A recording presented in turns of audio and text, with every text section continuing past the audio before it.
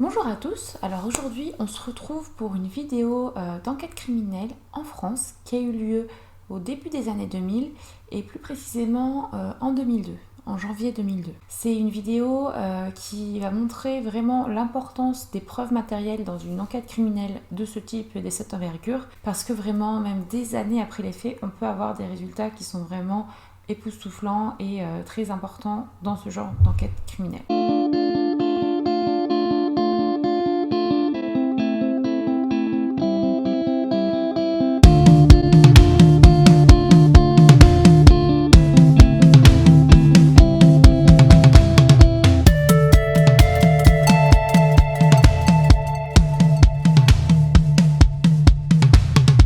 Comme je disais, on est au début des années 2000, donc en 2002, et on a une jeune femme qui s'appelle Élodie Kulik, qui à l'époque des faits a 24 ans. C'est une très belle femme, blonde, intelligente, pour qui en fait tout réussit dans la vie. Alors pourquoi je dis ça? Parce qu'en fait, elle est une des plus jeunes directrices d'agence de banque de France. Elle est la plus jeune directrice de banque de Picardie à Péronne. Péronne, c'est pas très loin d'Amiens, il me semble, c'est vraiment au nord de la France. Et en fait, elle habite à Péronne, à 2 minutes de l'endroit où elle travaille. Et tout se passe super bien pour elle. Elle a des amis, une famille qui l'aime. Et elle travaille, elle fait ce qu'elle veut. Et c'est une femme vraiment indépendante. Alors, pour compléter en plus ce tableau qui est déjà assez glorifiant pour elle, elle a eu son bac à 16 ans, donc pour rappel, normalement je crois qu'en France pour avoir son bac c'est plutôt aux alentours de 17-18 ans, donc ça veut dire qu'elle était un peu précoce à ce niveau-là. Et en plus elle aimait lire et écrire des poèmes. Et elle était vraiment appréciée de tous. On est au 10 janvier 2002. En fait, c'est une journée tout à fait normale. Elle ferme sa banque et elle se décide d'aller en fait avec un ami pas très loin de là, c'est à Saint-Quentin, sans dire de bêtises, trentaine, quarantaine de kilomètres de Péronne, là où elle travaille. Elle va rejoindre son ami Hervé pour discuter un peu de leur vie, de leurs projets, de leur travail. Et ils se donnent rendez-vous du coup à Saint-Quentin dans un bar au début. Ensuite, ils vont manger au restaurant, dans un restaurant chinois. Et ils vont finir la soirée dans l'appartement d'Hervé autour d'un thé, histoire de discuter un petit peu encore, de faire durer la soirée. Et ensuite, leur chemin se sépare aux alentours de 23h30. C'est là qu'Hervé a dit qu'il a vu pour la dernière fois Élodie, donc qui partait de chez lui et qui se dirigeait vers sa voiture. En fait, quand Hervé parle de cette dernière soirée avec Élodie, il décrit cette soirée tout à fait normale. Il décrit Élodie avec des talons assez hauts, une jupe, un pull blanc et une veste 3/4. Donc vraiment l'attirail et l'habit d'une personne qui vient juste d'aller travailler et qui n'est pas repassée chez elle avant d'aller voir son ami. Du coup, Élodie reprend la route aux alentours de 23h30 selon ce que dit Hervé. Et pour rentrer chez elle, je pense qu'il y a une trentaine de minutes, si je dis pas de bêtises, et il faut qu'elle passe en fait au niveau d'un rond-point qui est vraiment à proximité de l'entreprise Bonduelle. Et en fait, elle ne dépassera jamais ce rond-point. Entre 1h30 et 1h50, un couple qui dit avoir vu la voiture accidentée sur le bas-côté de la chaussée en sens inverse de la circulation, qui voit la voiture d'Élodie, du coup avec le plafonnier, donc l'intérieur de la voiture allumé. Et ils disent qu'ils ne prêtent pas plus attention que ça à ce moment-là parce qu'ils pensent que c'est une personne qui a trop bu et voilà, qui a dévié sa route. Bon. Et du coup, ils ne préviennent pas la police, ce qui est un peu bizarre. Il y a aussi une autre personne qui dit que là, elle a vu exactement la même chose. La voiture qui est accidentée sur le bas-côté. Donc lui, il s'est inquiété pour les personnes qui sont possiblement à l'intérieur ou pas. Il va au niveau de la voiture voir si la personne a besoin d'aide. Et en fait, il ne trouve personne. Donc Élodie n'est pas présente dans la voiture. Il y a quand même la voiture qui est allumée, la portière côté passager qui est ouverte. Il y a les clés sur le contact de la voiture, la radio qui continue de tourner, et il y a aussi le sac à main d'Élodie dans la voiture, sans Élodie. Donc c'est assez inquiétant. Donc déjà, si on se dit qu'il s'est passé quelque chose avec Élodie, c'est pas pour un motif de vol, parce qu'il y a toutes ces affaires à l'intérieur. Il y a aussi le clignotant droit de la voiture qui allumait. Il y a eu plusieurs signalements de cette voiture accidentée dans la soirée, donc à la police, à la gendarmerie. Et au bout d'un moment, la gendarmerie va aller faire un tour, juger par eux-mêmes de l'accident qui a été signalé par toutes ces personnes. Donc effectivement, ils arrivent sur place le soir, ils trouvent la voiture d'Élodie accidentée, mais avec personne dedans. Grâce à la plaque d'immatriculation de la voiture, il est vraiment facile de retrouver le propriétaire ou la propriétaire de la voiture. Dans ce cas-là, ils ont retrouvé très facilement Élodie. Ils ont essayé de la contacter donc à son domicile, sur son fixe. Personne n'a répondu. Et ils ont également essayé de la contacter sur son portable et on tombe directement sur la messagerie comme si le portable était éteint. Donc le lendemain, la gendarmerie contacte la famille d'Élodie. Et la famille d'Élodie n'a aucune nouvelle. Donc ça commence à devenir très inquiétant. Surtout que les pompiers appellent la gendarmerie pour leur dire que dans la nuit, donc la nuit du 10 janvier au 11 janvier, la nuit où Élodie a disparu, ils ont reçu un appel super inquiétant. Donc cet appel va être très très important dans le cadre de cette enquête judiciaire. C'est un appel de 26 secondes qui a eu lieu exactement à minuit 20. Et dans cet appel, on entend Élodie très très paniquée, voire effrayée, qui crie et on ne comprend pas vraiment ce qui se passe. On comprend que, en tout cas, elle a peur de quelque chose et on entend des voix d'hommes à la fin de l'appel qui se rapprochent du téléphone. Du coup, l'opératrice est vraiment inquiète et pose des questions à Élodie, mais en fait, Élodie ne répond que par des cris et apparemment, ce sont des cris vraiment déchirants. Cet appel dure 26 secondes. Malheureusement, cet appel est assez de mauvaise qualité parce qu'il y a beaucoup de bruit de fond dans les bandes sonores. Et en fait, dans le cadre de cette vidéo, j'ai évidemment cherché à voir si l'enregistrement sonore était disponible. Il ne l'est pas, je pense, pour des soucis assez évidents de confidentialité pour la famille. Je suis assez contente de ne pas l'avoir entendu parce que de ce que disent les gens, c'est vraiment un appel horrible.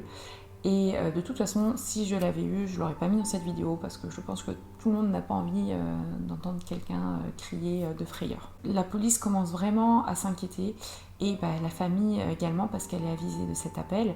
Et du coup, la famille et les amis d'Élodie se retrouvent chez les parents d'Élodie, donc les parents qui sont Jackie Kulik et Rosemary Kulik. Donc on imagine vraiment les parents, la famille, les amis dans l'attente de savoir ce qui s'est passé pour Élodie et leur attente va durer 2 jours parce qu'au bout de 2 jours il y a un agriculteur qui va retrouver malheureusement le corps d'Élodie dans une décharge qui est une sorte de décharge agricole au milieu des champs et qui se trouve à 6 km du lieu de l'accident. Donc Élodie est retrouvée nue. L'agriculteur va dire qu'elle est en position de femme qui accouche et elle a une partie de son corps qui est carbonisée. Un chemin boueux en bordure de départementale. Quelques feuilles noircies, des champs à perte de vue. C'est ici qu'un agriculteur a découvert le corps à moitié calciné d'Élodie Kulik, 24 ans. Le corps de cette jeune fille qui était là, qui se trouvait là. Nue, brûlé, les vêtements, il n'y avait plus de vêtements. Entre guillemets, heureusement, la combustion n'a pas été complète et l'agriculteur a reconnu avec le visage qui était disponible dans les journaux qui parlait en clair de la disparition d'Élodie. Il a reconnu le visage d'Élodie et il en a tout de suite avisé la gendarmerie. Donc évidemment, la gendarmerie prévient la famille et moi je trouve ça horrible parce qu'en fait la famille d'Élodie, donc ses parents, avant la naissance d'Élodie, avait déjà perdu 2 enfants de manière très brutale dans un accident de voiture. Ils ont traversé le pare-brise et en fait, ils n'étaient pas attachés. Et à l'époque, en 1977, ça s'est passé, le port de la ceinture n'était pas obligatoire comme maintenant. Les parents, malheureusement, perdent un 3e enfant de manière très brutale et encore, on va dire, plus brutale que les 2 autres enfants, qui d'ailleurs s'appelaient Karine et Laurent Kulik. Donc concernant les conditions de la mort d'Élodie, on sait qu'elle a été violée au moins 2 fois et en fait elle est morte étranglée à main nue. L'autopsie qui a été pratiquée sur le corps d'Élodie Kulik révèle effectivement que sa mort est bien d'origine criminelle et qu'elle a subi des violences sexuelles. Seule certitude ce soir, Élodie Kulik a été violée puis tuée après son accident. Depuis hier, les enquêteurs interrogent les proches de la victime et se demande s'il y a un ou plusieurs meurtriers. Et en fait, on va dire que dans tout ce malheur, parce que c'est quand même vraiment très triste, la police scientifique a de la chance de retrouver pas mal d'indices. Donc en fait, ils vont avoir pas mal de travail et c'est plutôt une chance dans ce cas-là parce qu'on a encore plus de chances d'identifier là où les personnes qui ont été impliquées dans ce drame. Donc qu'est-ce qu'on retrouve sur la scène du crime?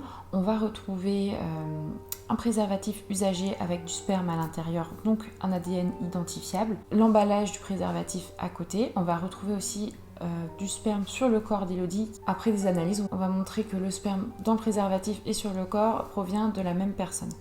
Donc déjà, on a un ADN complet à ce niveau-là. On a également une serviette, une sorte de serviette éponge couverte de peinture et de sang où on arrive à extraire une partie, donc un fragment d'ADN. Donc ça fait déjà 2 ADN qu'on retrouve au niveau de la scène de crime. On a un scénario qui commence à se dessiner. Qui est envisagé par la gendarmerie. Alors effectivement, on a cet enregistrement. Donc dans cet enregistrement, je vous ai dit qu'on entendait des voix d'hommes. Même si l'enregistrement est de très mauvaise qualité, on arrive à distinguer plusieurs voix d'hommes. Et selon la gendarmerie, 2 ou 3. Le scénario le plus probable, ce serait qu'en fait, ces hommes ont provoqué l'accident au moment où l'accident se termine et qu'elle voit des hommes arriver vers son véhicule. Elle est prise de panique et elle appelle pour les pompiers avec ce fameux appel de 26 secondes qui a été passé. Et les personnes, du coup, quand elles arrivent au niveau d'Élodie, vont ouvrir la portière du côté passager, vont lui arracher son portable des mains, enlever la batterie, ensuite l'embarquer dans leur voiture. Ensuite, on connaît malheureusement la suite. À ce moment-là, on a plusieurs questions qui se posent. Déjà, est-ce que Élodie aurait des ennemis? Donc dans son entourage, on n'en connaît pas spécialement. Est-ce qu'il y a des gens qui seraient jaloux de sa réussite? Parce que comme je vous le disais, c'est une personne à qui tout réussit. Est-ce qu'elle avait des ex-petits copains rancuniers qui lui en voulaient au point de vouloir la tuer? Et à qui en fait appartient les 2 ADN différents qu'on a retrouvés sur la scène de crime? On a aussi, donc ça j'ai oublié de le dire, dans l'enregistrement sonore de l'appel d'Élodie aux pompiers, une des voix d'homme a un très fort accent picard. Donc l'accent picard, c'est un accent du nord de la France qui est très prononcé. Donc on a déjà, on a fait plusieurs tests évidemment dans l'entourage, au niveau des hommes de l'entourage d'Élodie. On a comparé les ADN. Il n'y a aucun ADN qui correspondait, que ce soit Hervé évidemment qui a été le premier suspecté, son ami avec qui elle a passé sa dernière soirée, ses ex-petits copains, ses compagnons de travail, des personnes qui habitent dans la ville, des gens qu'elle croisait souvent dans les bars ou dans des restaurants. Et du coup, il n'y a aucun prélèvement qui correspondait. Notamment, on a fait, je crois, dans le cadre de cette enquête, plus de 5000 prélèvements ADN. Donc c'est énorme et aucun ADN ne correspondait. Donc pour vous expliquer, en France on a de la chance, c'est qu'on a, je pense que ça existe dans d'autres pays, mais on a une sorte de banque d'ADN. Donc c'est-à-dire que toute personne qui va commettre un délit ou un meurtre ou qui a une histoire criminelle qui va être recensée, va donner son ADN et son ADN va être gardé dans cette sorte de banque informatique d'ADN. Et en fait, évidemment, on a comparé les ADN retrouvés sur la scène de crime avec cette banque d'ADN et on n'a retrouvé aucune correspondance. Donc vraiment, on est dans le flou. Là, on se trouve être le 20 juillet 2002, donc 6 mois après le décès, le meurtre d'Élodie. La mère d'Élodie, Rosemary, va malheureusement être au bout du rouleau. En même temps, on la comprend. Elle a vraiment vécu des choses horribles et je pense qu'elle n'en peut juste plus. Elle va commettre une tentative de suicide. Elle va ingérer un plein flacon de Morora, ce qui va la plonger dans le coma. Mais son coma va durer 9 ans, donc c'est énorme. Et en fait, tous les jours, en fonction des avancées de l'enquête, tout ce qui va se passer, tous les jours, Jackie Kulik, le père d'Élodie, va aller la voir, va lui parler des avancées de l'enquête, histoire de tenir un peu sa femme au courant, même s'il n'est pas sûr qu'elle l'entend. Malheureusement, 9 ans après, donc le 10 juillet 2011, Rosemary décède donc, à l'hôpital. Donc c'est vraiment, je me mets à la place de Jackie, il a perdu 3 enfants de manière brutale et sa femme s'est suicidée. Je pense que c'est une personne qui est très forte pour avoir vécu toutes ces choses horribles dans sa vie.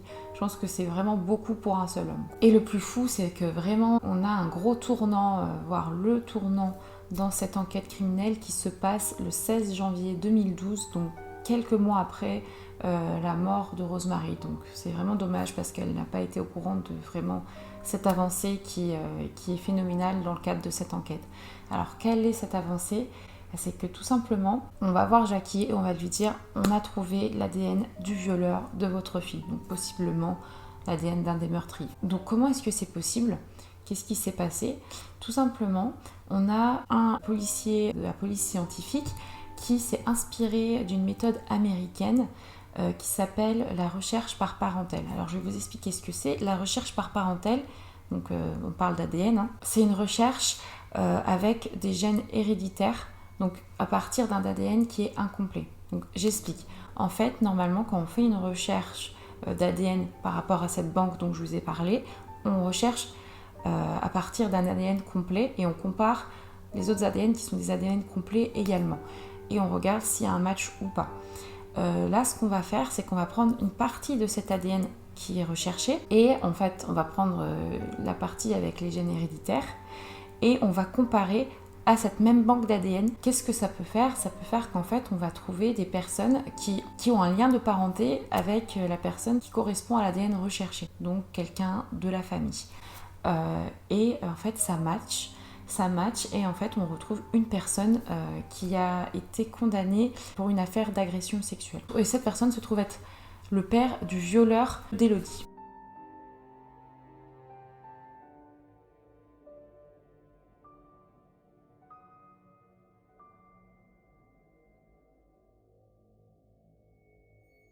Donc ce que je trouve fou d'ailleurs, c'est que le père du violeur a été condamné pour agression sexuelle et du coup son fils est un violeur. Donc j'ai l'impression qu'il n'y a pas que les gènes qui sont héréditaires dans ce cas-là. Cette personne, donc le violeur, s'appelle Grégory Viart. C'est une personne qui fréquentait les mêmes endroits et mêmes lieux de vie qu'Élodie à l'époque des faits. Du coup, quand on annonce cette nouvelle à Jackie Kulik, donc au père d'Élodie, c'est vraiment les montagnes russes parce il est vraiment évidemment très content, mais on l'arrête tout de suite en lui disant malheureusement on a une mauvaise nouvelle, c'est que Grégory Viart est décédé. Il est décédé moins d'un an je crois, après avoir violé Élodie. Grâce à l'ADN laissé sur place par l'un d'eux, un suspect a pu être retrouvé aujourd'hui.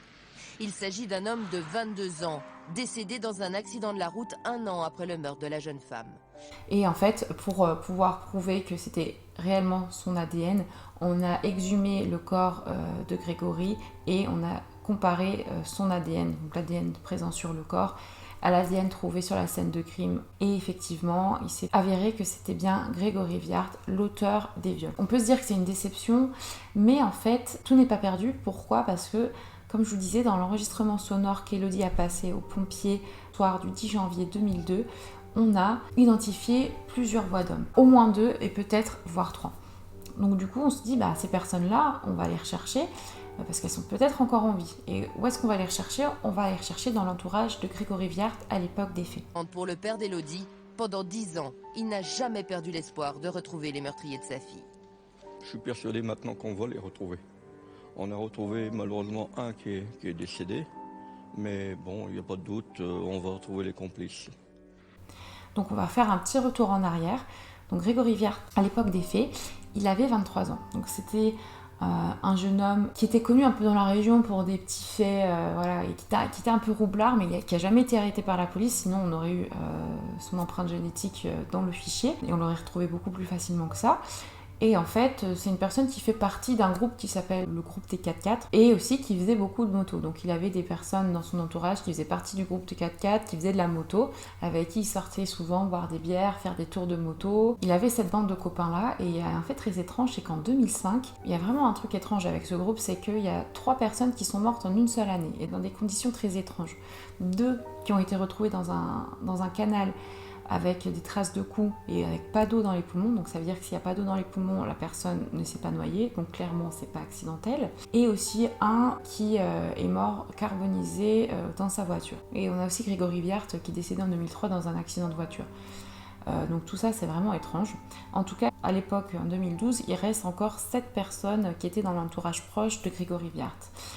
Ces 7 personnes, du coup, sont placées en garde à vue le 16 janvier 2012. Évidemment, ils sont dans des pièces différentes. On va les interroger et on va leur passer l'enregistrement sonore d'Élodie aux pompiers. Et il y a 5 personnes sur 7 qui vont reconnaître une des voix, donc celle que je vous disais avec l'accent picard très prononcé. Ils vont tous dire ça c'est Willy Bardon. Donc Willy Bardon, par chance, était en même temps qu'eux en garde à vue. Donc ça a été très facile de le mettre en examen. Donc évidemment, lui, il va pas se reconnaître. Au début, il dit oui, c'est moi. Au début, il dit non, mais ça me ressemble, mais c'est pas moi. À partir de ce jour, il a été mis en examen pour l'enlèvement, la séquestration, le viol en réunion et le meurtre d'Élodie Kulik. Donc le temps que toutes les pièces du dossier se mettent en place, on n'a pas le procès qui va être instauré tout de suite. Donc en clair, il va être enfermé pendant 2 ans en prison, donc jusqu'en 2014. Et en 2014, il va sortir de prison, mais il va être mis sous contrôle judiciaire, c'est-à-dire qu'il va avoir un bracelet, donc les bracelets vous savez qu'on a aux chevilles pour savoir où se trouvent les personnes. Et 2 ans encore après, donc en 2016, on va lui retirer son bracelet parce que c'est la loi qui l'impose. Donc c'est-à-dire qu'en 2012, il a été placé en garde à vue, puis mis en examen, donc il a été enfermé 2 ans. En 2014, il est sorti de prison sous contrôle judiciaire et en 2016, on lui enlève son bracelet. Donc ça fait quand même 4 ans. Et enfin, le parquet, à la même époque, donc 4 ans après, demande enfin son renvoi devant la cour d'assises. Donc finalement, son procès a lieu en novembre 2019. Donc vraiment, il y a quelques mois, ça s'est passé il n'y a pas si longtemps que ça, donc 17 ans après le meurtre d'Élodie Kulik. Donc évidemment, pendant ce procès, Willy Bardon va toujours nier et va clamer son innocence. Ce qui est très important, c'est que c'est la première fois donc, en public que l'enregistrement sonore d'Élodie va être diffusé. Donc pourquoi je dis en public, c'est parce qu'un procès en cour d'assises se déroule en public, c'est-à-dire que j'aurais très bien pu y assister. Tout le monde en fait peut y assister. Donc tout le monde en fait a entendu cet enregistrement et tout le monde dit, on ressort différent en fait de l'écoute de cet enregistrement qui est vraiment apparemment montre toute la détresse d'une personne qui sait qu'elle est en grand danger et qu'elle est sur le point de mourir. En clair, ce qu'on écoute, ce sont les derniers instants de la vie d'Élodie. Et je trouve ça vraiment fort et triste en même temps. Et je me dis que je suis vraiment contente finalement de ne pas l'avoir entendu parce que je ne sais pas comment j'aurais réagi. En tout cas, tout le monde l'entend. Cet enregistrement sonore est ensuite rediffusé une seconde fois, mais cette fois-ci dans un casque en fait, de manière individuelle pour chaque juré, pour qu'il puisse vraiment distinguer les voix, parce que c'est vraiment important de pouvoir distinguer si la voix qu'on entend est bien celle de Willy Bardon ou pas. C'est vraiment, je pense, une tâche très complexe pour les jurés à ce moment-là. Enfin, du coup, le 6 décembre 2019, on a le résultat de ce procès qui a duré quand même assez longtemps, je crois au moins une semaine. Willy Bardon est finalement condamné à 30 ans de réclusion criminelle pour l'enlèvement, la séquestration et le viol en réunion d'Élodie Kulik.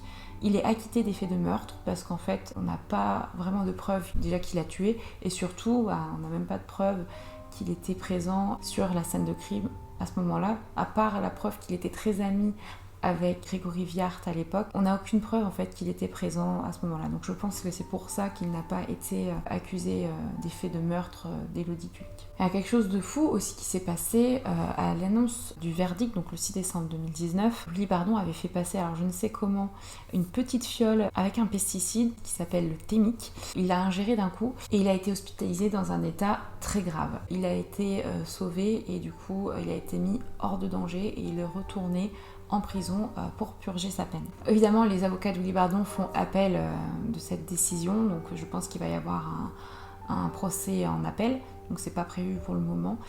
Ce que je pense au moins, c'est que Jackie, qui a vraiment combattu toutes ces années pour avoir le fin mot de l'histoire sur cette tragédie, a enfin une réponse. Il est très content du verdict. Et aujourd'hui enfin, des réponses. Pour moi, c'est vraiment quelque chose de magnifique. Je vous rappelle qu'au début de l'enquête, on n'avait pas grand-chose. Un ADN qui n'était pas fiché. Et puis la bande sur laquelle Élodie appelle. Et ces 2 éléments ont permis de trouver les assassins de ma fille. Au moins 2 déjà. C'est une délivrance pour vous? Tout à fait, c'est une délivrance. Parce qu'il a vraiment souffert dans sa vie, ce pauvre homme. Par contre, je trouve que à ce niveau-là, les jurés ont un vrai travail. Ça n'a pas dû être facile de juger une personne sur un enregistrement qui était de mauvaise qualité. Après, moi, je ne l'ai pas entendu, donc je peux pas trop savoir. Mais j'imagine que ils ont délibéré pendant des heures et qu'ils ont vraiment réfléchi cette décision. Ce que je voulais montrer, surtout avec cette vidéo, mis à part toute l'enquête qui a été quand même longue et complexe, c'est vraiment l'importance d'avoir des preuves sur une scène de crime. Le travail aussi de la police scientifique est quand même énorme, mais en tout cas dans ce cas-là, il y a vraiment eu des moyens qui ont été mis avec le nombre de prélèvements d'ADN qui ont été faits. Et aussi, ce qui est important, c'est le renouvellement constant, je pense, des méthodes et des techniques d'analyse et de se mettre en fait un peu à la page avec ce qui se fait de mieux. Et c'est pour ça qu'on a eu une réponse à la question de qui a violé Élodie Kulik. J'espère que c'est une histoire qui vous a intéressé, une histoire qui vous a appris des choses sur les techniques de la police scientifique. Et on va se retrouver plus tard pour une prochaine vidéo. En tout cas, je vous remercie de m'avoir écouté et à très bientôt.